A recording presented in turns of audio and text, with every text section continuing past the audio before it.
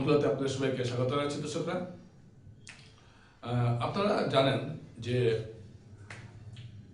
কাছাড়ের প্রায় 3টি আসনে একটা লড়াই চলছে, সেটা হলো স্থানীয় এবং বহিরাগত। বিশেষ করে বিজেপির ক্ষেত্রে যখনই কোনো নির্বাচন হয় আমরা দেখি এই স্থানীয় এবং বহিরাগত এই লড়াইটা একটা সামনে আসে। এবং এটা অনেক সময় একটা আবেগিক জায়গা তৈরি করে বিভিন্ন এলাকায়, এবং এর উপর নির্ভর করে দেখা যায় নির্বাচনী ফলাফলকেও প্রভাবিত করে।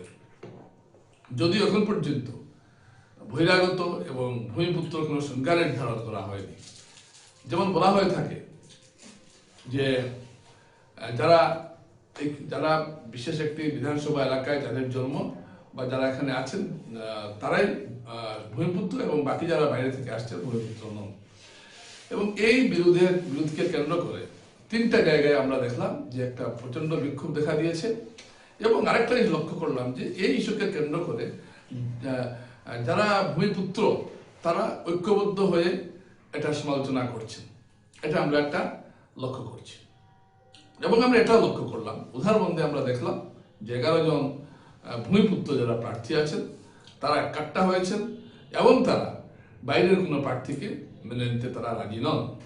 একইভাবে আমরা দেখলাম যে কাঠিগোড়া তো এরকম একটা পরিস্থিতি দেখা দিয়েছে, এবং তারাও বলছেন যে কাঠিগোড়ার বাইরে যারা আছেন তারা মানবেন না।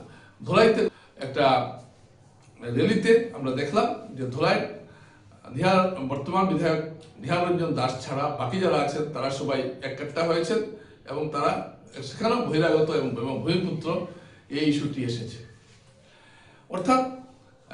অর্থাৎ বোঝা যাচ্ছে যে আগামী নির্বাচনে এই বহিরাগত এবং ভূমিপুত্র ইস্যু বিজেপিকে অনেকটা সমস্যায় ফেলবে। প্রার্থী নির্বাচন করতেও একটা সমস্যা দেখা দিতে পারে, এরকম একটা সম্ভাবনা কিন্তু দেখা দিয়েছে। উদাহরণে রাজদীপ গোয়ালা ভূমিপুত্র নন, বহিরাগত এমন কথা বলছেন সবাই। কাঠিগড়ায় কমলাক্ষ দেবপ্রকাশ সম্পর্কে একই কথা বলছেন তার স্থানীয়রা। ধরাইতে আমরা দেখছি একই চিত্র। এই যে একটা বিষয়, এই বিষয়টা কতটুকু যৌক্তিক আমি সে আলোচনায় যাচ্ছি না, কিন্তু সংবিধান মতে যে কোনো জায়গার লোক, ভারতবর্ষের যে কোনো জায়গার লোক 6ষ্ঠ তফসিলি বাদ দিলে যে কোনো নির্বাচনী এলাকায় প্রতিদ্বন্দ্বিতা করতে পারেন। ডিলিমিটেশনের পর যেখানে বিভিন্ন এলাকা পরিবর্তন হয়ে গেছে, নতুন নতুন এলাকায় এসে এক একটা এলাকায় ঢুকেছে, এবং আমরা এটা লক্ষ্য করলাম যে এভাবে যদি চলতে থাকে তাহলে এই বিষয়টা কিন্তু একটা রাজনীতির ক্ষেত্রে একটা মারাত্মক প্রবণতা হয়ে দাঁড়িয়েছে। এবং বহিরাগত যারা স্থানীয় আছে তাদের বক্তব্য হলো যে আমাদের এখানে তো যোগ্য প্রার্থী আছেন, তাহলে কেন বাইরে থেকে আনা হবে, এই কথাটা তারা বলতে চাইছেন। কিন্তু রাজনীতির ক্ষেত্রে আমরা দেখেছি অনেক সময়ই বাইরে থেকে আনা হয়। যেমন আমি বড় বড় উদাহরণ দিতে পারি, ছোট উদাহরণও দিতে পারি। খুব প্রধানমন্ত্রী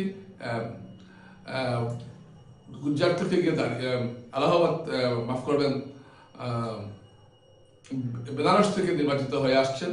রাহুল গান্ধী কেরল থেকে লোকসভার সাংসদ হয়েছে। এরকম অনেকগুলো আছে, উদাহরণ কিন্তু রয়েছে।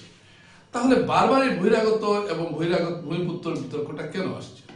এই বিতর্কটা এই জন্য আসছে যে যখনই কোনো প্রার্থীকে চাপিয়ে দেওয়ার চেষ্টা করা হয়, এবং বন্ধুরা যদি ভাবেন যে কোনো প্রার্থী চাপিয়ে দেওয়া হচ্ছে, তখন এই কথাটা আসছে।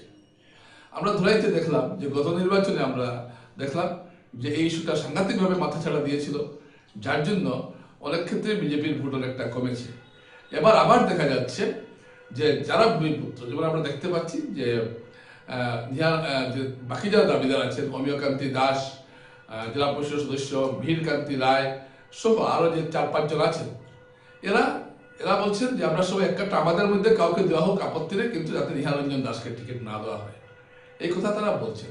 একই কথা বলছেন উদাহরণে যারা আছেন, তারা বলছেন রাজদীপ গোয়ালা বা লীলাগোবিন্দুল মজুমদারকে টিকিট দেওয়া চলবে না। এটা সরাসরি তারা বলেননি, তারা বলছেন যে উদাহরণের বাইরে কাউকে টিকিট দেওয়া চলবে না। এখন উদাহরণের বাইরে একটা সময় তো মালগ্রামও ছিল, এখন মালগ্রাম উদাহরণে হয়ে গেছে, তো মালগ্রামের লোক উদাহরণে হয়ে গেলেন। আর উদাহরণে যেমন জয়পুর ছিল, জয়পুর এখন চলে গেছে একটা এলাকায় চলে গেছে লক্ষ্মীপুরে, তো জয়পুরের মানুষ এখন উদাহরণে রইলেন না, তারা লক্ষ্মীপুরে হয়ে গেলেন। অর্থাৎ ভূমিপুত্রের যে সঠিক সংজ্ঞা সেটা কিন্তু এখনো নির্ধারিত হলো না। কিন্তু বাস্তব হলো এই ইস্যুটি কিন্তু সাংঘাতিকভাবে প্রভাবিত করছে স্থানীয় রাজনীতিকে।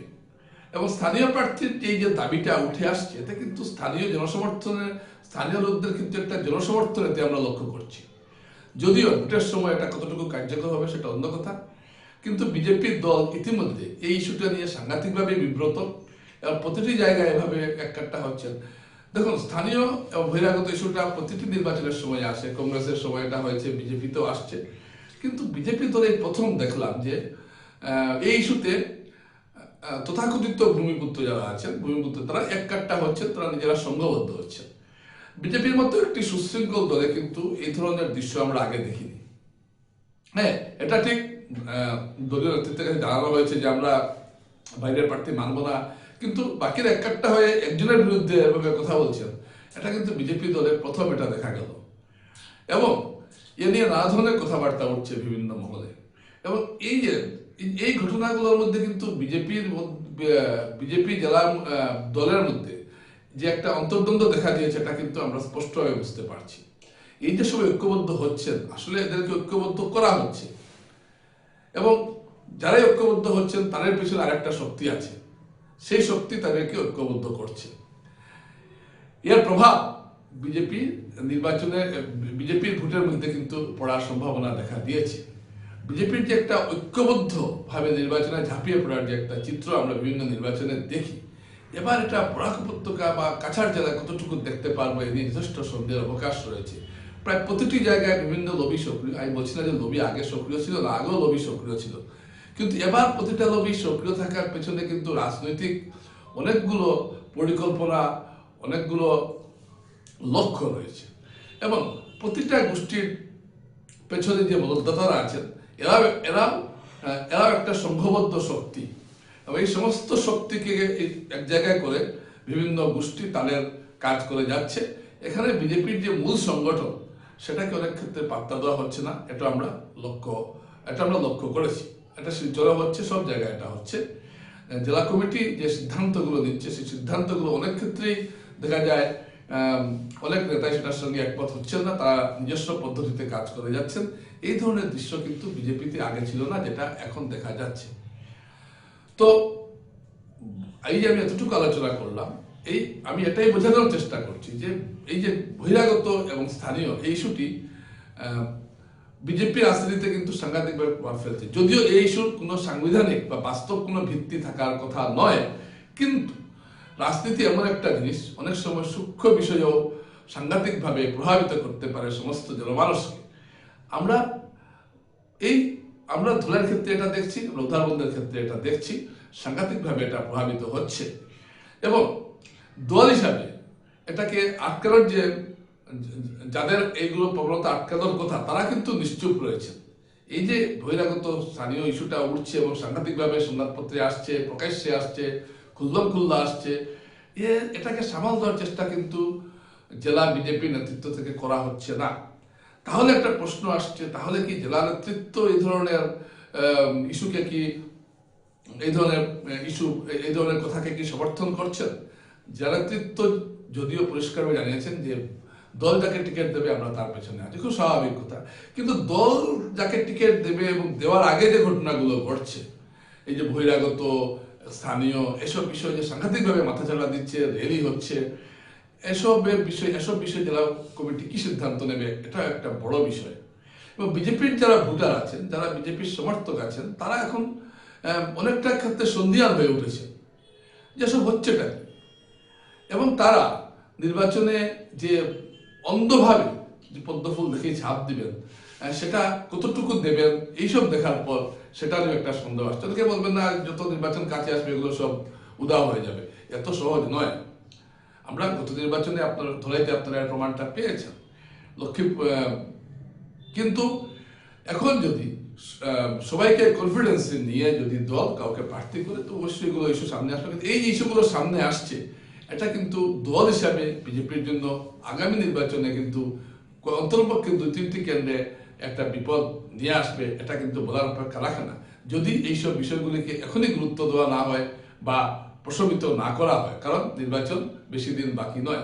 কিন্তু প্রশমিত হবে বলে আমার মনে হচ্ছে না, কারণ এই যে দাবিগুলো উঠছে এর পেছনে কিন্তু বড় বড় মস্তিষ্ক কাজ করছে জেলা বিজেপির।